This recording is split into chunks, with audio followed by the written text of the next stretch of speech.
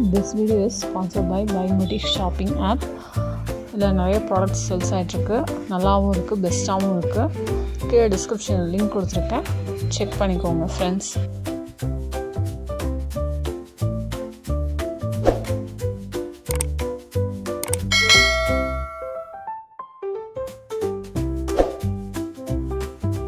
Hi friends, welcome to my channel.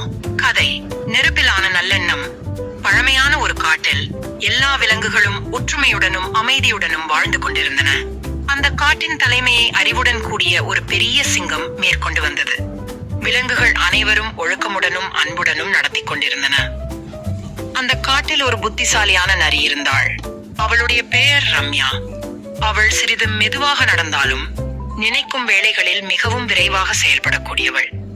Ramya மிகவும் நேர்மையுடன் செயல்படும் ஒரு நல்ல மனம் கொண்ட நரி.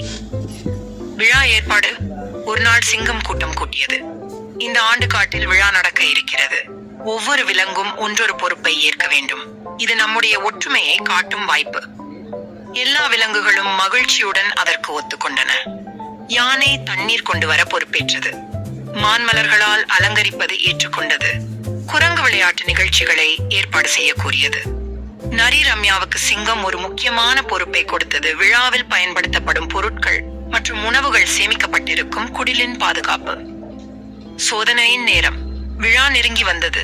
விலங்குகள் அனைவரும் வேலைப்பளுவுடன் இருந்தனர். அந்த நேரத்தில் குரங்கு மொக்கா ரம்யாவிடம் இரவில் வந்து கூறியது, ரம்யா சகோதரி, ஒரு சிறிய உதவி செய்ய வேண்டும். ஒரு பழம் மட்டும் குடிலில் இருந்து எடுத்து தருகிறாயா? அது என் சிறிய சகோதரிக்கு. அவளுக்கு காய்ச்சலா இருக்கிறது. ரம்யா அதை கேட்டதும் தயங்கி நின்றாள். இது விழா நாள், எல்லாம் கணக்கில் வைத்துதான் வைத்திருக்கிறோம். நம்முடைய பொறுப்பில் தவறு நடந்தால் அது நம் ஒட்டுமொத்த குழுவின் மேல் தாக்கம் ஏற்படுத்தும். குரங்கு இன்னும் 25 காரணங்கள் சொன்னது. ஆனால் அது உண்மையில் அழுக்கான சிந்தனையுடன் இருந்தது. விழாவின் சிறந்த பழங்களை விழாவுக்கு முன்பே சாப்பிட திட்டமிட்டு வந்தது. நேர்மையின் முடிவுகள்.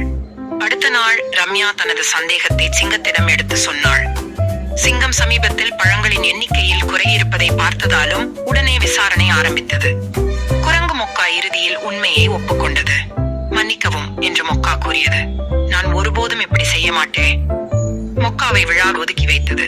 மற்ற விலங்குகளுக்கு தவறான உதாரணம் வேண்டாமே. விழா சிறப்பாக நடைபெற்றது. எல்லா விலங்குகளும் ரம்யாவின் நேர்மையை பாராட்டின. விழா முடிவில் சிங்கம் அறிவித்தது, இந்த ஆண்டின் நேர்மையான தலைவி ரம்யா. இப்போது முதல் விழா ஏற்பாட்டிற்கான தலைமை பொறுப்பு அவளுடையது. கதையின் முடிவு. அந்த நாளிலிருந்து ரம்யா எல்லா விலங்குகளுக்குமான நம்பிக்கையின் அடையாளமாக இருந்தாள். அவளது நேர்மை மற்ற விலங்குகளுக்கும் உண்மையுடனும் பொறுப்புடனும் வாழ வேண்டிய முக்கியத்துவத்தை உணர்த்தியது. பாடம். நேர்மை என்பது எப்போதும் நமக்கு உயர்வு தரும். பொய்யும் தந்திரங்களும் ஒரே நேரத்தில் லாபம் தரலாம், ஆனால் உண்மையால் வரும் நம்பிக்கைக்கு மாற்றம் இல்லை. ஸ்டோரி பிடிச்ச லைக் பண்ணுங்க, ஷேர் பண்ணுங்க.